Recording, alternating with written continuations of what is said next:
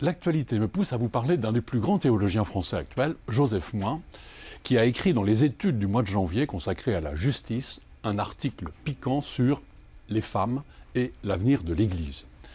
Joseph Moyn est jésuite, c'est un vieux monsieur maintenant parce qu'il est né en 1915, mais tout à fait alerte et je peux vous dire d'une intelligence extrêmement vive. Il a enseigné la théologie toute sa vie, surtout à Paris, il a dirigé la grande revue Recherche de sciences religieuses et il a écrit des livres très importants. Je commence par La plus belle histoire de Dieu, sur le thème du monothéisme. Comment est venue l'idée du Dieu unique? Un spécialiste de la Mésopotamie, Jean Bottero, parle des sources anciennes. Marc-Alain Waknin aborde la question à partir de la Torah et Joseph Moyn traite la question à partir de l'expérience de la résurrection de Jésus et du Nouveau Testament. Ce livre a eu un énorme succès lorsqu'il est paru, un succès mérité parce qu'il est bourré de science et d'intelligence.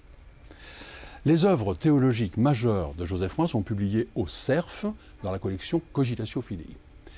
L'homme qui venait de Dieu, comme son titre l'indique, parle de Jésus et de la formation de la Christologie dans la théologie chrétienne, et Dieu qui vient à l'homme en 3 volumes sur le thème de l'évolution de l'idée de Dieu dans la pensée occidentale contemporaine, en particulier l'affrontement à la question de la mort de Dieu. Dire que ces livres sont faciles à lire ne serait pas vrai.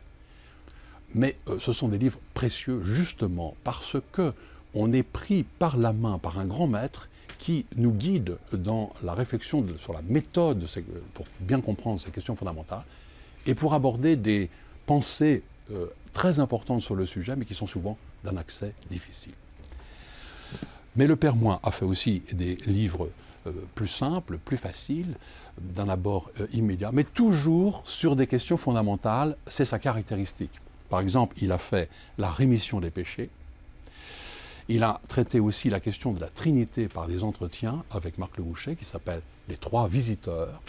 Et enfin, je cite des méditations spirituelles sur Pâques, l'évangile de la résurrection.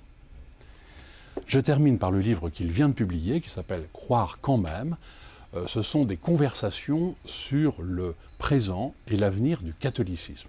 Là encore, il traite la question au fond, bien au-delà des clans qui se forment sur ces sujets.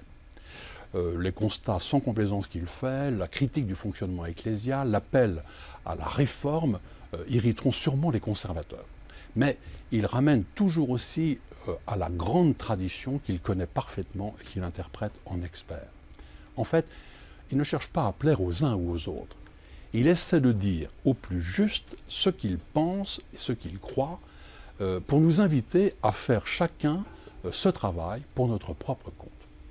Et ce qui impressionne au fil des pages, c'est son attachement personnel extrêmement profond et toujours renouvelé au Christ et à son évangile.